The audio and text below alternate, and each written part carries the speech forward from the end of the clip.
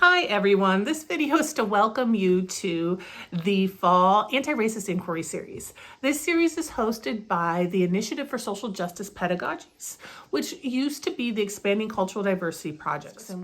So this is being facilitated by myself, Rebecca Buchanan, who for those of you who don't know, I'm in the English department here at Western, and with my colleague and co-director of ISJP, which we now are, Jim LaPrade, and Jim is in the College of Education. Jim and I are really excited to do this. We're really looking forward to it. We're really thinking this is a time where this needs to happen on campus. With everything that's going on in the United States and in the world right now, globally right now, but with issues of racism, especially coming to the forefront in the United States.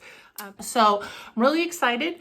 If you have any questions, please don't hesitate to reach out to myself, reach out to Jim. You can find our email addresses on Western Online. We're really excited to kick this series off.